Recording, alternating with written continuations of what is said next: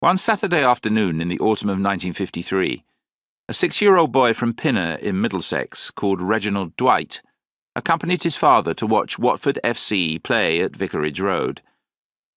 From the semi-detached house at 55 Pinner Hill Road that they shared with the boy's maternal grandmother, the two of them walked the half-mile to the tube station at Northwood Hills, then caught a Metropolitan line train to Watford, 4 stops away.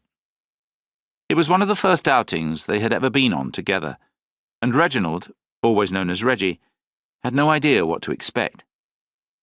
An only child, he had been terrified of his father for as long as he could remember.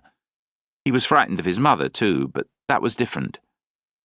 Whereas Sheila Dwight could be warm and vivacious one moment, then erupt with volcanic intensity the next, Stanley Dwight was a remote, staid figure, as solemn as he was judgmental. A squadron leader in the RAF, Stanley was often away from home. When Reggie was 2, his father went to Iraq for 2 years. With Stanley's return, the atmosphere in the house changed.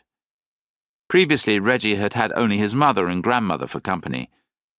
Now there was an unfamiliar face sitting at the kitchen table. Any sense of family harmony disappeared overnight.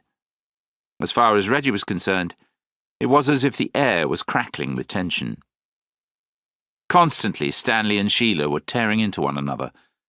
Meanwhile, Reggie remained stuck in the middle, trying to make himself as inconspicuous as possible, and never managing to shake a nagging sense of guilt that in some way he was responsible for his parents' marital strife.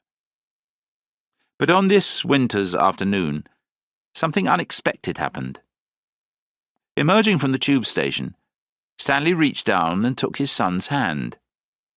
As he did so, Reggie had a sensation that he'd hardly ever had before, a feeling of closeness to his father, a sense that perhaps he might not be such a disappointment to him after all. And it wasn't long before Reggie felt something else that he had never experienced before, a feeling of pride that Stanley was allowing him to share in one of his great passions, Watford Football Club. Walking along, the two of them were surrounded by a growing band of people. Many of them had blue and white scarves wrapped round their necks. All were heading in the same direction. When they reached the ground, Stanley paid threepence for a programme for his son. Then they took their places on a small asphalt-covered mound at the rookery end of the ground, known as the Bend.